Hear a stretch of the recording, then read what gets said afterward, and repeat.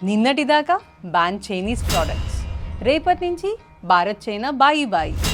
We will work together with mutual trust and cooperation. పరస్పర సహకారంతో చెయ్యి చెయ్యి కలిపి ముందుకు సాగుదామంటున్న మోదీ జిన్పింగ్. Flashback. రెచ్చగొడితే ఊరుకునేదే లేదని ప్రధానమంత్రి నరేంద్ర మోదీ అన్నారు. సరిహద్దులో ఘర్షణ రాజేస్తున్న చైనాకు మోదీ గట్టి వార్నింగ్ ఇచ్చారు. ఈ జన్మకి చాలు, నేను పోతాను, నాకు ఇది వద్దన్నయ్య, నేను పోతాను. అమెరికా ప్రపంచ దేశాలపై జరుపుతున్న ఈ టారిఫ్ వార్ని అడ్డుకునేందుకు షాంఘై సదస్సును ఒక వేదికగా మలుచుకున్న ఇండియా, రష్యా మరియు చైనా. అయితే రష్యాకి భారత్కి ఎప్పటి నుంచో సత్సంబంధాలు ఉన్నాయి. కానీ ఇది చైనా విషయంలో ఆపోజిట్. అవసరాల రీత్యా ఏర్పడిన ఏ బంధాలన్నా నిలబడతాయా? చరిత్ర ఏమో నిలబడదు అని చెప్తుంటే నమోగారేమో నమ్మబలుకుతున్నారు. అంగేన ఘాత్రం నయనే వక్త్రం న్యాయేన రాజ్యం లవణేన భోజ్యం. నాకు అర్థం కాలేదు sir. China can be an unknown Angel and a known devil. దీన్ని మనం రెండు కోణాల్లో పరిశీలించాల్సి వస్తుంది. ఒకటి ఎకనామికల్ ఇంపాక్ట్, రెండోది గ్లోబల్ పాలిటిక్స్. ఫస్ట్గా ఎకనామికల్ ఇంపాక్ట్. చైనా ఒక సక్సెస్ఫుల్ బిజినెస్ మోడల్. 1990s నుంచి అతి తక్కువ ధరల ఉత్పాది కేంద్రంగా విరాజిల్లుతున్న చైనా లో కాస్ట్ మ్యానుఫ్యాక్చరింగ్ హబ్. వస్తువు విలువ ఆధారంగా ప్రపంచమంతా నడుస్తుంటుంది. Price driven market. ఒక వస్తువు ప్రైస్ బట్టి దాని వినియోగం పెరగడం తరగడం జరుగుతూ ఉంటుంది. దీన్ని అర్థం చేసుకుని దాన్ని బట్టి ఒక బిజినెస్ మోడల్ని చైనా వాళ్ళు డిజైన్ చేశారు. ఫర్ ఎగ్జాంపుల్ బార్బీ డాల్స్ తీసుకోండి. వాళ్ళు $1కి మ్యానుఫ్యాక్చర్ చేసేవారు, కానీ దాన్ని ప్రపంచం అంతటా $10 వరకు అమ్మేవారు.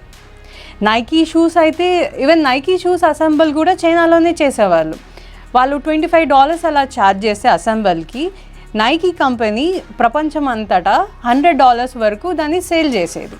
ఈ లో కాస్ట్ మ్యానుఫ్యాక్చరింగ్ మోడల్ వలన ప్రపంచంలో చైనా తనకంటూ ప్రత్యేక స్థానాన్ని ఏర్పాటు చేసుకోవడంతో పాటు చైనీస్ ఒక ఆర్థిక పరిస్థితులు కూడా అమాంతరంగా మెరుగుపడినాయి. దాదాపు 8 కోట్ల చైనీస్ని పావర్టీ నుంచి అప్లిఫ్ట్ చేయగలిగారు. ఇది హ్యూమన్ కైండ్లోనే బిగ్గెస్ట్ పావర్టీ రిడక్షన్ అన్నమాట. చైనీసే కాదు, పరోక్షంగా దీనివల్ల ఎన్నో కంట్రీస్లో ఎంతో మంది బాగుపడ్డారు.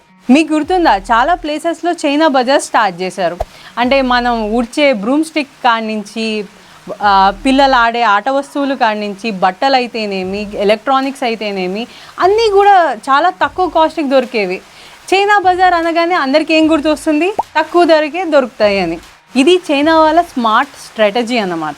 అయితే కొంతకాలం తర్వాత వేజ్ ఇన్ఫ్లేషన్ స్టార్ట్ అయింది. Wage inflation started hitting China. కాలక్రమేణా ఈ డైలీ లేబర్ వేజెస్ అనేది పెరుగుతూ వచ్చాయి. అంటే 2005లో పర్ అవర్కి $0.79 పే చేసేవాళ్ళు. అది కాస్త 2021 వచ్చేసరికల్లా పర్ అవర్కి $6 పే చేస్తూ మొదలుపెట్టారు. సో వాళ్ళ మార్జిన్స్ ఆటోమేటిక్గా ష్రింక్ అవుతాయి కదా. ఈ కంపెనీస్ని అంతా, ఈ ఇండస్ట్రీస్ని రన్ చేస్తాం ఒక బర్డెన్ లాగా మారింది. China was not able to compete this low cost manufacturing industry anymore.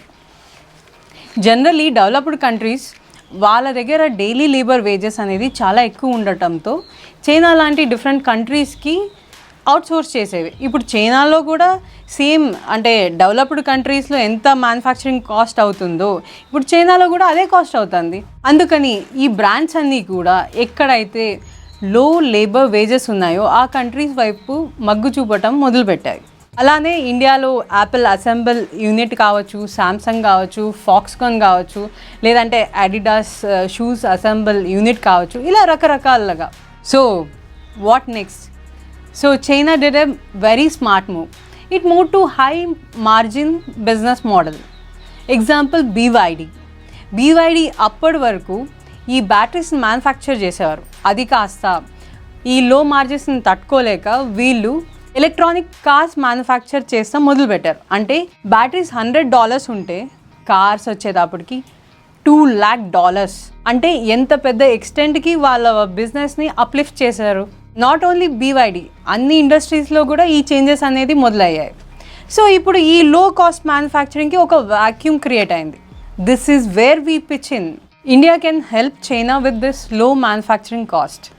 అంటే మన పాపులేషన్, మన లో లేబర్ వేజెస్ అవ్వచ్చు, మనకున్న అంటే ఆల్మోస్ట్ మనకి 60% వర్కింగ్ యూత్ ఉన్నారు. ఇవన్నీ యూజ్ చేసుకుని we can encash this gap. And మనం కూడా చైనా ఏదైతే మోడల్ పాటించిందో వీ కెన్ డూ దాట్. ఇక్కడ మ్యూచువల్ హెల్ప్తో అంటే వాళ్ళు కూడా మనకి అవుట్సోర్స్ చేయొచ్చు, చైనా వాళ్ళు కూడా.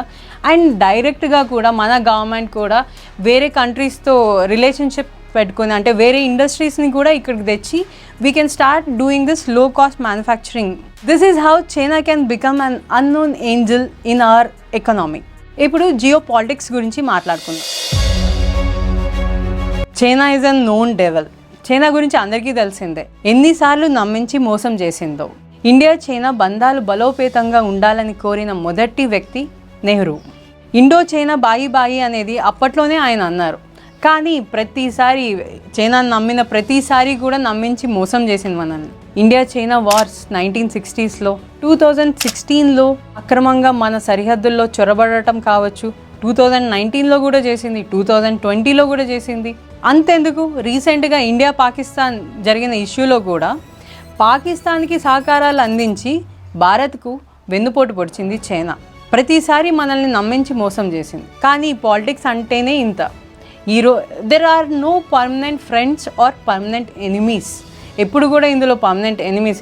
ఈరోజు ఈ పార్టీలో ఉంటే రేపు ఆ పార్టీలో ఎట్లా మన నాయకులు మారుతారో same applicable to global politics కూడా. ఈరోజు మనకి అది ఎనిమీ అవ్వచ్చు, రేపు ఫ్రెండ్గా కూడా ఉండొచ్చు. అవసరాల దృష్ట్యా, అవసరాల కోసం ఏర్పడే బంధాలు కూడా ఎప్పుడు ఉంటాయో ఎప్పుడు ఊడతాయో ఎవరికీ తెలియదు. ఇండో చైనీస్ రిలేషన్షిప్ కూడా అంతే. మోదీ పద్మ వ్యూహాన్ని ఛేదించే అర్జునుడు అవుతాడో లేదా పద్మ వ్యూహంలో చిక్కుకునే అభిమన్యుడు అవుతాడో కాలమే దీనికి సమాధానం చెప్తుంది. Let's wait and watch.